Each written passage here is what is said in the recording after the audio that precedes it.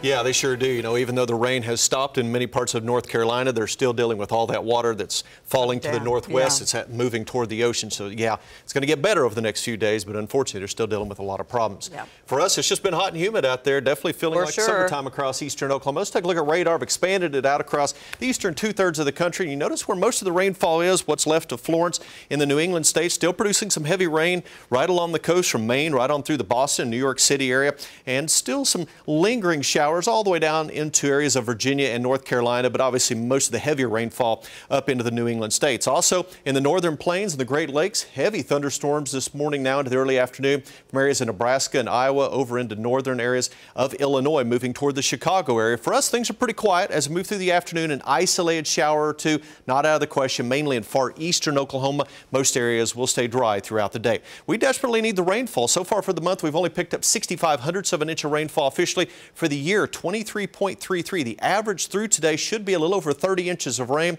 We're seeing a deficit of 6.71 inches. Last year on this same day, we had already picked up over 35 inches of rainfall, so much drier this year compared to where we were last year at this time. Well, college football this weekend. We have two big games here in the state. First of all, 6 o'clock on Saturday evening, OU taking on Army. Look at these temperatures, only in the 70s down in Norman for the game. 40% chance of showers at kickoff. By the time the game ends around 9:15, we'll see a 30% chance of showers, so much cooler, but it could be a little damp down in Norman. At the same time, up in Stillwater, almost the same forecast. We'll see a 40% chance of showers at kickoff, dropping to a 30% chance by the end of the game.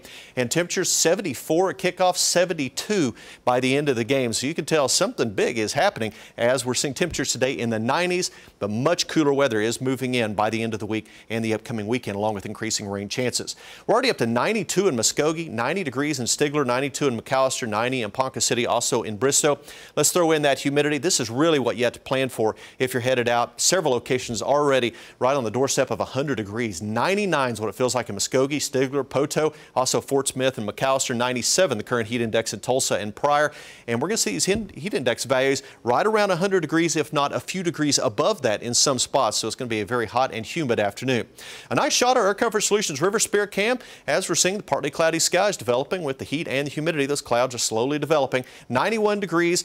Humidity level at 50%, and we're seeing winds out of the south-southwest currently at 9 miles per hour. So as we move through the afternoon on Future Track, a few isolated showers or maybe even an isolated thunderstorm possible far eastern Oklahoma over into western Arkansas and western areas of Missouri. Most of the area will not see any rainfall for today. Chance of rain less than 10% here in Tulsa, only about a 20% chance in far eastern Oklahoma over into western sections of Arkansas. We're all going to see the heat. Temperatures today running generally in the mid-90s for afternoon highs. Look at that average high today, only 83 degrees, so running about a dozen degrees above average for the high temperature today. Heat index values, again, anywhere from about 97 to 101, maybe 102, 103 in a few spots, so very humid through the afternoon.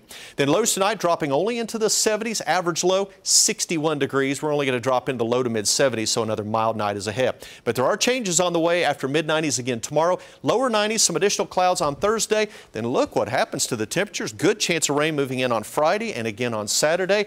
That first day of fall, Lisa, it's going to start to feel a little bit like fall with a good chance of rain, especially during the morning and midday hours. Highs only in the upper 70s. The rain tapers off by early next week and temperatures back into the 80s. But wow, what a big change after this stretch of hot weather we've been experiencing. We aim to please. Yes, we do. First day of fall. Yes. Okay, thanks, Taft. Got it.